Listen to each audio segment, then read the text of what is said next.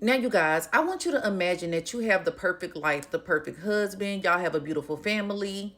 Y'all have this successful business. Everything is going good up until you take in a 15-year-old girl who is homeless. Now, y'all, this is the crazy story of John and Doris Worrell. So, John and Doris met decades ago at the University of Georgia. Now, Doris's family is saying that although she really fell for John, she was in love with him, they always felt like it was something off. So, John and Doris, they go on to get married, they have 3 kids together, and John becomes this pro golfer who's always on the road, he's always traveling, and eventually they do end up settling in Douglas, Georgia. So John gets to a point where this traveling is not working out. Doris is not feeling it. So they end up opening an amusement park by the name of John Sports Park. So y'all, the sports park did really good. The business was very well, and everything seemed to be going well in the couple's life. But one Sunday, when the couple went to church, they end up meeting this 15-year-old who was from Venezuela, and her name was Paula. So Paula had a guardian, but this guardian abandoned her. And Doris, being a mom, being a woman, she instantly felt bad for Paula and she invited her inside of her home. So remember, at this time, Paula is only 15 years old. At first, Paula is only supposed to stay for a few days, but this turns into weeks and then Paula becomes their nanny. And y'all, this goes on for years. As you can see, Paula is even in their family photos. So not only was she the nanny, she will also help at that amusement park. And on September 20th, 2006, that day was like any other, but Paula insisted that Doris come help. Now, Doris never helped at this amusement park. She left this up to her husband. She stayed home with the kids. But this day was sort of like an off day for the amusement park. They were sanitizing stuff and cleaning stuff. And Paula is saying that she really needed the help, so Doris went. Now, also there was Doris's husband, John. So all 3 of them, they're at the amusement park, they're cleaning. And at some point, John is like, look, I need to go run to the hardware store and I'll be back. But about an hour later, police will receive a 911 call from John at the amusement park. So John calls 911 and he tells them that he has just found his wife, Doris, shot. So police rush there. Doris is taken to a hospital where she later passes away. Now, y'all, John is hysterical. He's falling all out on the ground. The police have to console him. Now, it takes them a while to find Paula, but they do end up finding her and she's hiding in a tunnel.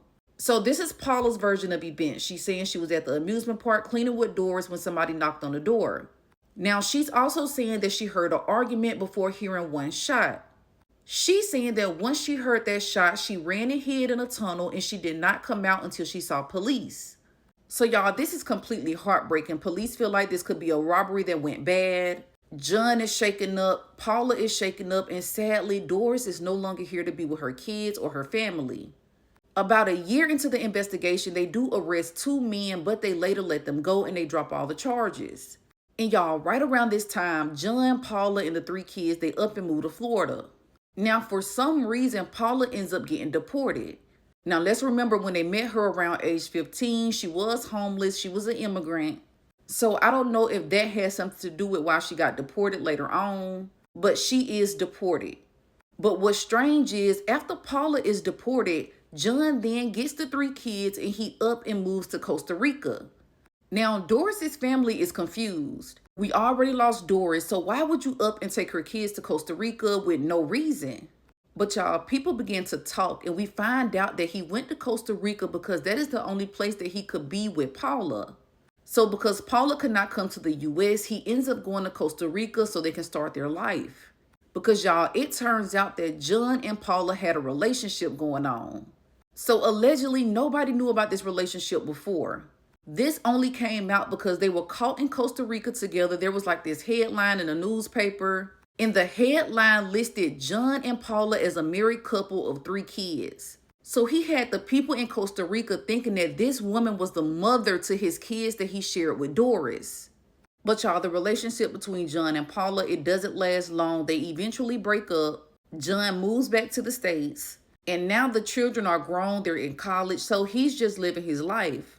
But Doris's family is still low-key feeling like something is not adding up. So they're going to police. They're requesting that they do a thorough investigation. And police decide to look at this case again.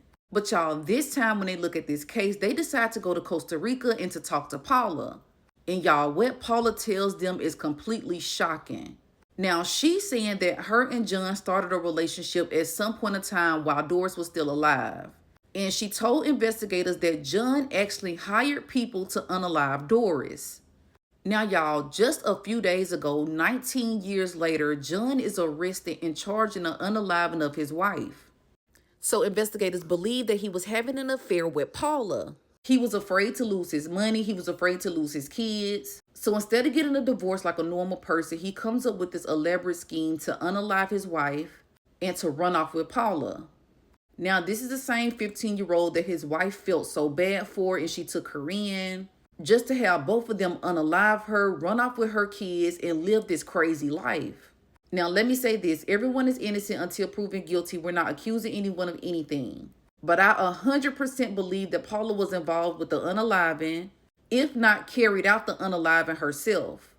Now, the only reason why she told on this man was because they were no longer together.